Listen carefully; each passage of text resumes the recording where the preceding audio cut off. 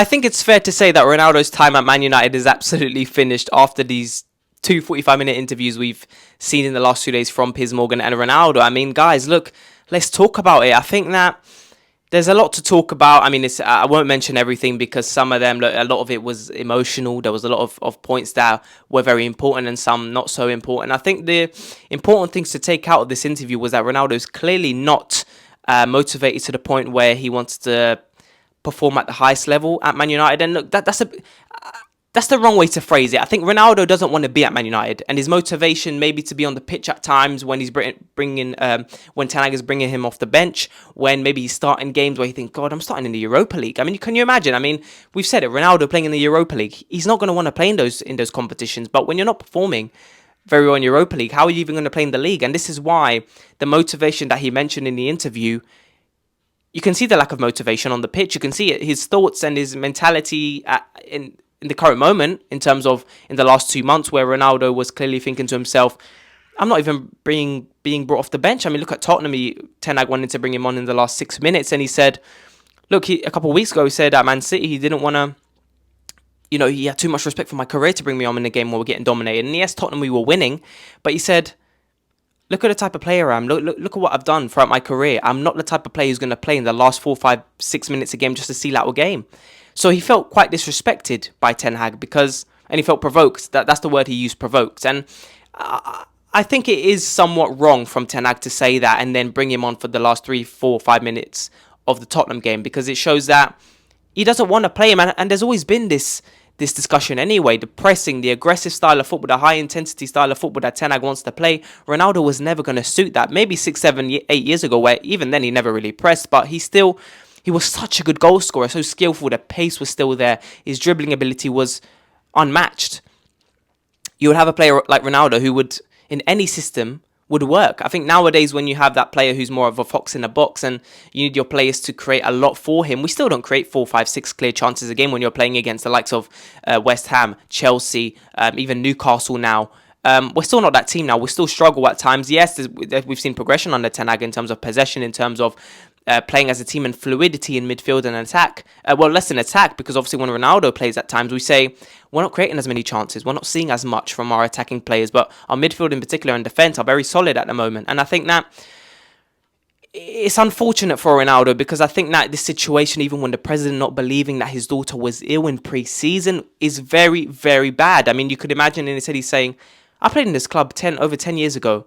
I loved playing for this club. I mean, and he talks about the infrastructure and obviously the Glazers. This is stuff we don't even need to talk about because we're aware of it. But it's not the same club for him. The things haven't changed. The technology is still the same from when he was there, when he was in his 20s. I mean, you could see that in his mind. He's thinking, what is going on here? Man United are well behind. Yes, you got Ten Hag, who is a brilliant manager. But when you have a bad relationship with them, or with him, in at this point being Ten Hag, he's not going to want to be there. And you could see it. He lacks that motivation. Like he said, he lacks that motivation to be at Man United. And it's as simple as that. You can see it in his performances. And I think that it's very poor for the president to not believe Ronaldo on his situation with his daughter. Because like we saw last season, he came back after a horrible situation with losing his child at birth. And you can see that even when he came back, he performed very well against Chelsea, against Arsenal, against Brentford, against Norwich. Well, I think Norwich was before, I'm not sure. But he ended the season very well. And I think that is very poor for the president not to believe in that. That must have hurt Ronaldo. That must have really hurt him, because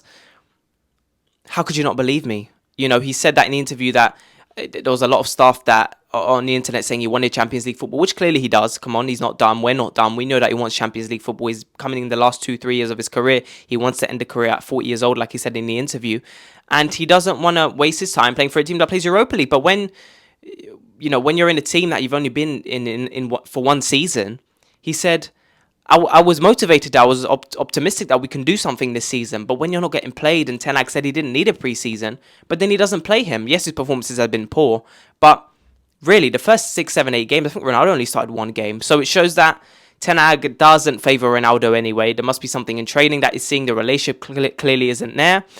But Ronaldo hasn't been good. We have to be honest. Ronaldo hasn't been good on the pitch. He hasn't. But I would still argue that Ten Hag at times could have possibly started Ronaldo, knowing how good he is. Ronaldo at the top, in terms of his current quality right now, is still a fantastic striker. I mean, we saw it last season. How could 3, 4, 5 months make a massive impact on his ability? It's crazy. He's not finished. Ronaldo's clearly in this state of mind where he doesn't want to be at the club. I think he reached that point with Juventus as well, that last year of Juventus, I would say the last 3, 4, 5 months where he got battered by Porto in the Champions League. And you can see that, I think Ronaldo can make a decision whenever he wants. Juventus, that happened in 24 hours. With Man United now, he's well aware that his time at Man United is done. He's well aware because he done the interview with Piers Morgan. He said, yeah, I might come back. We'll see what happens. No. Ronaldo, depending on this World Cup, a big team might come for him. And that's why we have to see what happens with Ronaldo. But look, it's about Manchester United anyway. Man United, no player is bigger than the club. But I do think that some very bad things have happened between the club and Ronaldo. I think some senior executives and the president and Ten Hag have all done things that Ronaldo didn't like. And I understand it. Absolutely. I understand it. So clearly you shouldn't be playing for a club who clearly there's negativity there. There's negativity and there's tension there. And there shouldn't be. He should be playing with freedom. And like I said, you've seen it on the pitch. And some more things that he talked about was Ralf Rangnick. He said that Ralf Rangnick, I mean, who was this guy? I mean, he's coming in and he's not even a coach. And you expect him to do bits, basically. And he said that he didn't understand the move for Ten Hag. He didn't understand it, and he said that with my experience, I expect some coaches to almost take his advice because he's experienced. But when you're a player, you need to listen to your coach, okay? And coaches like Ten Hag, even Ralf. I mean, I know Ralf is not a coach, but he's got a lot of experience in the game. He's rebuilt clubs before. But one thing I will say is that Ralf exposed this club. When he came, a lot of players were exposed. Look how many leaks there were when Ralf came in about certain players not liking his style of football.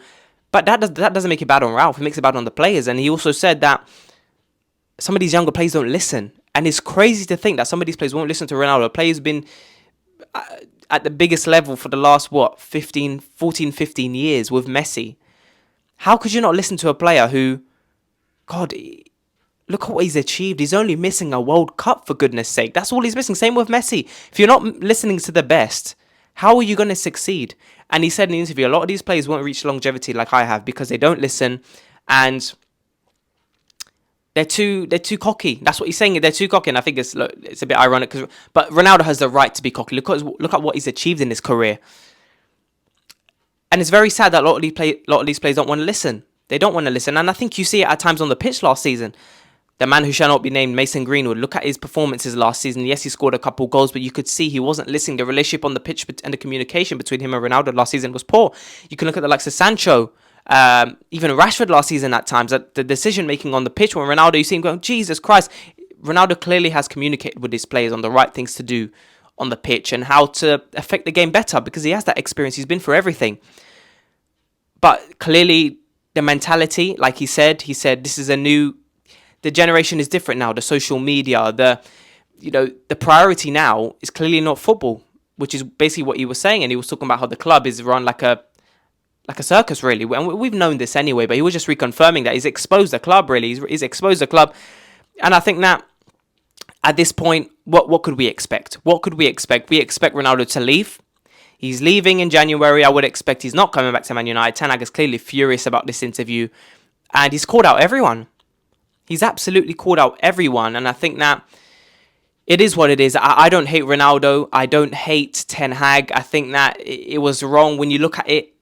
When you look at it in general, when you look at it and you analyze the whole situation from the last season and a half almost now, Ronaldo should have never joined Man United. And I thought in the beginning, yes, it was vibes. It was no tactics, just vibes. That's what it was last season. No tactics, just vibes.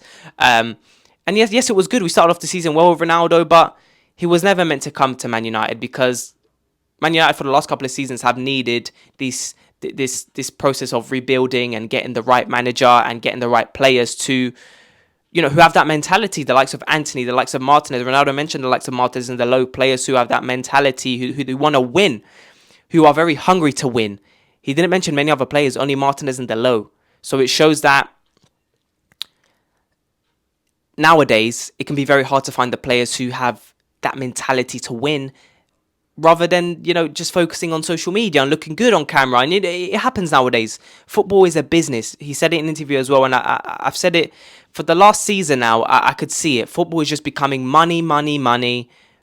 You see it on TikTok, you see it on Instagram, just views, views, views. Whenever Ronaldo would have a good game, it would be all on Ronaldo. Whenever Ronaldo, if he has an alright game, but the team loses, it's all on Ronaldo. It's terrible. It's terrible. Football is not the same anymore. It's not just about winning anymore. It's just about money. It's about drama. It's about drama nowadays. That's what it seems like. And you've got journalists, obviously bringing out stories that aren't true about Ronaldo. And it was always going to happen. It's happened in the last 14, 15 years. But this relationship between Ronaldo and Manchester United at this point is terrible. It's terrible. So what could we expect now? Let's just focus on the World Cup. I'm excited for the World Cup. Of course, I'm Portuguese. I want Portugal to win. And I just want success for Ronaldo. He's coming in the last 2-3 years of his career. He wants to end at 40 years old. And he said if Portugal win this World Cup, he's retiring. He's retiring. So, guys, let's see what happens. This interview did not shock me. The Wayne Rooney comments were I found them actually quite funny because, yes, he does get criticised by Neville and Rooney. And I think that maybe behind the scenes, these players and these pundits, they probably say things differently behind the scenes to Ronaldo. But when it comes on camera, they take advantage of the viewership and the audience watching that. They just talk nonsense. And I think that, of course, look, people are going to criticise Ronaldo. They're going to criticise him. And Ronaldo should handle it. But there's been a lot of criticism about him in the last 6-7 months where it shouldn't just be on Ronaldo. Him leaving the stadium, yes, that was poor from him. But even the one in pre-season when he left, 8 other players left with him. It's always going to be on Ronaldo. It is what it is. Guys, just let me know what you thought of the interview. That's it.